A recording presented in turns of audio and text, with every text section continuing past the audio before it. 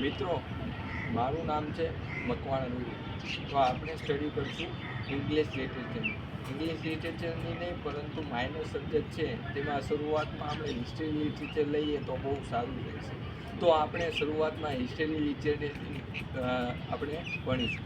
તો આપણે એમાં શરૂઆતમાં શું આવે તેની પણ વિસ્તૃત માહિતી લઈશું. તો પહેલા ટોપિકમાં આવે છે હડપ્પીય સંસ્કૃતિ અને સિંધુ ખીણની સંસ્કૃતિ. હડપ્પીય સંસ્કૃતિ એટલે એવી સંસ્કૃતિ કે જેમાં આપણને એવા વિશિષ્ટ નગરો મળી આવ્યા છે જેની આપણે કલ્પના કરી શકીએ છીએ આજના સમયમાં. તો જેવા કે લોથલ કે ધોળાવીરા કે બનાવલી કે સુરકોટડા કે એવા ઘણા બધા સ્થળો મળી આવ્યા છે કે પુરાતત્વીય સાધનો એવા મળી આવ્યા છે કે જેનેથી આપણે કલ્પના કરી શકીએ કે અગાઉના સમયમાં કેવી રચના અને સામાજિક, ધાર્મિક અને આર્થિક રીતે કેવી રીતના લોકોનું ભરણપોષણ અને રહેણી કહેણી અને જીવનશૈલી હતી. તો આપણે શરૂઆતથી આપણે હડપ્પીય સંસ્કૃતિની વિસ્તૃત માહિતી લઈશું. તો હડપ્પીય સંસ્કૃતિમાં આપણે શરૂઆતમાં લઈએ તો ચાર્લ્સ માર્શે 1824માં આ સંસ્કૃતિની ભલામણ કરી હતી. મિત્રો યાદ રાખજો, ચાર્લ્સ માર્શે 1824માં આ સંસ્કૃતિની ભલામણ 1824માં કરી હતી. પછી આમાં કાંઈ ડાઉટ હોય તો મને પર્સનલી મેસેજ કરજો, પર્સનલી એટલે કોમેન્ટમાં મેસેજ કરજો. તો આપણે શરૂઆત કરીએ કે હડપ્પીય સંસ્કૃતિનો વિસ્તાર કેટલો હતો. હડપ્પીય સંસ્કૃતિનો વિસ્તાર આપણે જોઈએ તો ભારતના પશ્ચિમ વિસ્તારોમાં રહેલું આ વિસ્તારોમાં જોઈએ તો જમ્મુ કાશ્મીર, ઉત્તરના ભાગમાં આવેલું જમ્મુ કાશ્મીર, જેમાં આવેલું મંદાનગરથી દક્ષિણમાં આવેલું મહારાષ્ટ્રનું દાયમાબાદથી પૂર્વમાં આવેલું ઉત્તર પ્રદેશનું અલમપુરથી પશ્ચિમમાં આવેલું બલુચિસ્તાન સુધી આ વિસ્તાર ફેલાયેલો હતો.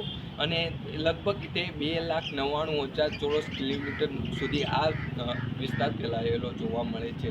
અને આપણે જોઈએ તો પાકિસ્તાનનું કરાચી શહેર એ સૌથી મોટું, દુનિયાનું બીજું સૌથી મોટું શહેર ગણવામાં આવે છે.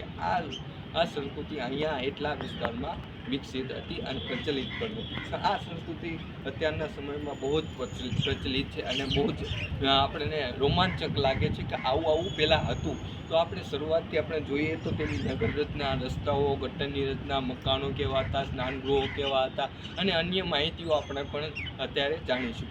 તો આપણે શરૂઆતમાં લઈએ રસ્તાઓ કેવા હતા, મિનિમમ કેવી રીતના એના રચના કરવામાં આવી હતી અને આજના સમયમાં તેને નિરખાવવામાં આવે છે કે એ રસ્તાઓ કેવી રીતના ફાટા પડતા હતા. તો શરૂઆતમાં આપણે જોઈએ તો આ રસ્તાઓ પહેલી સંસ્કૃતિમાં આપણને ચોરસ અને લંબચોરસના આકારના નગરો જોવા મળતા હતા. તો આ જે રસ્તાઓ પડતા હતા તે એકબીજાને કાટખૂણે પડતા હતા. આ કાટખૂણે અડતા હતા, મતલબ કાટખૂણે અડતા હતા. તેથી એક ચોરસ અને લંબચોરસ નગર વસ્તુ હતું, જેથી એટલી કલ્પના કરી શકે કે આ કઈ રીતના રસ્તાઓની રચના કરવામાં આવી હતી તે સમયમાં. અને આપણને એવું વિશિષ્ટ જાણવા એવું મળે છે કે તેની કલ્પના કરી શકીએ કે તે સમયના લોકોના વિચારો અને આવડતો અને સ્કિલો કેવી હશે. તો આપણે એ સંસ્કૃતિ મુજબ આપણને આઈડિયાસ થાય કે 3,000-2,000 પૂર્વે કે કેવી સંસ્કૃતિ હશે આપણી, અને અત્યારની પરંપરા તે સમયથી જાળવી આવેલા છે. તો તે ભાતીગળ સંસ્કૃતિ પણ કહેવામાં આવે છે. તો હડપ્પીય સંસ્કૃતિને સિંધુ ખીણ સંસ્કૃતિ પણ માનવામાં આવે છે. સિંધુ ખીણની સંસ્કૃતિને હડપ્પીય સંસ્કૃતિ પણ માનવામાં આવે છે. સિંધુ ખીણની સંસ્કૃતિ મતલબ સિંધુ નદીના કિનારે વસેલા જે નગરો છે, સિંધુ ખીણની વસેલા નગરો કે જેવા કે સિંધુ ખીણની આસપાસના નગરો કે તેના નદીની આજુબાજુના વિસ્તરેલા નગરોને સિંધુ ખીણની સંસ્કૃતિના નગરો પણ માનવામાં આવે છે. હડપ્પીય સંસ્કૃતિ એ સૌથી પ્રાચીન નગર મળી આવેલું છે. તો એને હડપ્પીય સંસ્કૃતિ માનવામાં આવે છે. અને હડપ્પીય સંસ્કૃતિ એટલે એવી સંસ્કૃતિ મિત્રો કે હડપ્પીય સંસ્કૃતિ જે સિંધુ ખીણની સંસ્કૃતિથી વિશિષ્ટ છે, તે હડપ્પીય સંસ્કૃતિ. પણ આ જે પુરાતત્વીય સાધનો કે આ હિસ્ટોરિકલ વ્યક્તિઓ છે તે એવું માનવે છે કે હડપ્પીય સંસ્કૃતિ એ સિંધુ ખીણની સંસ્કૃતિ અને સિંધુ ખીણની સંસ્કૃતિ એ હડપ્પીય સંસ્કૃતિ માનવામાં આવે છે.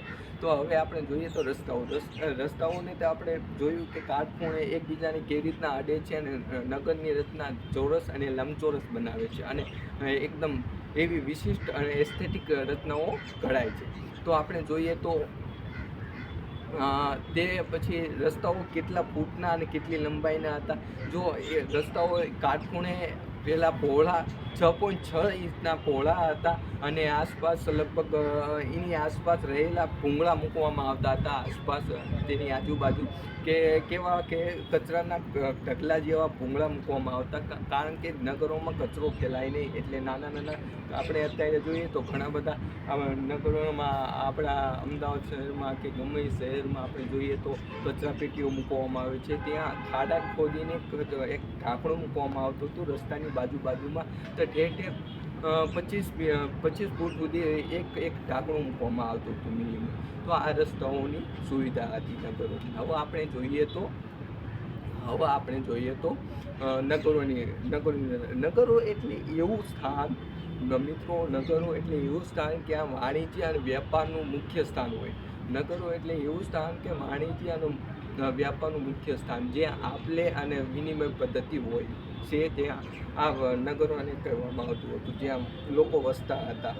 તો નગર પછી આવે છે આપણે ગટરની વ્યવસ્થા. ગટરની વ્યવસ્થા કેવી હતી કે લોકો પોતાના ઘરમાં રહેલું ફર્નિચર કે કેવી ફર્નિચરો કે રસોઈનું કામ હોય કે કોઈ પણ અન્ય એવી પ્રવૃત્તિ હોય છે જેમાં કચરો કે એવી ગટરનું પાણી જતું હોય, તેમાં નાની ગટરમાંથી ઘરની નાની ગટરમાંથી મોટી ગટરમાંથી સીધું ડાયરેક્ટ સપ્લાય થાય છે નગરની મોટી ગટરમાં. તો નગરની મોટી ગટરમાંથી નગરના બહાર જાય છે. તો આપણે કહી શકાય કે તેની એક અદ્ભુત રચના આપણને જોવા મળે છે. પછી આગળ જોઈએ તો તેની રચનાઓમાં મકાનો કેવા હતા મિત્રો? મકાનો એકદમ વિશિષ્ટ અને વિસ્તૃત રૂપ હતા કે આપણે જોવા મળે છે કે મકાનો એક ઓરડું હતું, એક ઓરડું માનવામાં આવતું હતું, એ ગરીબનું ઓરડું માનવામાં આવતું હતું મિત્રો. અને 2 ઓરડા હતા તે મિડલ ક્લાસના હતા અને ત્રીજું ઓરડું હતું તે અમીર લોકોનું હતું. એટલે સ્ટેપ બાય સ્ટેપ જે નાના ગરીબના ઓરડા હતા એ નીચેના સ્તરમાં હતા, નીચેના સ્તરમાંથી થોડાક ઊંચા મિડલ ક્લાસના મકાનો આવતા હતા અને ઊંચામાં ઊંચા આવતા હતા, થોડાક ઊંચા તો અહીંયા અમીરના મકાનો આવતા હતા. તો આપણે જોવા મળે છે કે કેવા વિસ્તાર હતો. અને તે સમયમાં મકાનો 2 માળના પણ હતા. તો એવું જાણવા મળે છે. આપણે નહીં કહેતા પણ પુરાતત્વીય સાધનો જોવા મળે છે, જ્યાં આપણે લોથલ અને ધોળાવીરામાં મુખ્ય આ સંસ્કૃતિ જોવા મળે છે. પછી આપણે જોઈએ તો રમકડાઓ. આપણને રમકડાઓ સંસ્કૃતિ આપણને અત્યારની સંસ્કૃતિમાં જોવા મળે છે કે રમકડાઓ કેવા હતા, કેવા પ્રકારના હતા. તો આપણે જોઈએ તો એની વિસ્તૃત માહિતી લઈએ તો કેવા હતા કે રમકડું ગાડાનું જોવા મળે છે અને ગાડામાંથી આપણે ચોકઠા પણ જોવા મળે છે, ચોકઠા અને દોરી પણ જોવા મળે છે. એવા ઘણા બધા રમકડાઓ જોવા મળે છે અને એમાંથી આપણે એવા રમકડાઓ જોવા મળે છે કે નાની છાપના હોય, એટલે નાની છાપથી બનાવેલા રમકડાઓ ઘડેલા હોય છે. તો એવું માનવામાં આવે છે કે નાના છોકરાઓ પણ રમકડા બનાવવા માટે પ્રચલિત હતા. એટલે એમને પણ માઇન્ડ હતું તે સમયમાં. તો કહી શકાય કે તે સમયમાં કેટલું વિસ્તૃત અને વિચારો હતો અને આપણે એની કલ્પના પણ કરી શકીએ નહીં. આ તો આપણને પુરાતત્વીય સાધન રૂપ આપણને ચર્ચા થઈ શકીએ છે કે આ સંસ્કૃતિમાં આવું હતું અને આ પીરિયડમાં આવું થયું હતું. હવે એની ધાર્મિક સ્થિતિ જોઈએ, સામાજિક સ્થિતિ જોઈએ તો ધાર્મિક સ્થિતિમાં તેમાં મંદિરો આપણે જોવા મળતા નથી. ખાસ કરીને મંદિરો જોવા મળતા નથી. મંદિરોનું ક્યારે નિર્માણ થયું હતું? ગુપ્તકાલીન યુગમાં આપણને મંદિરોનું શરૂઆત થઈ હતી. તો આપણે શરૂઆત તે સમયમાં થઈ હતી.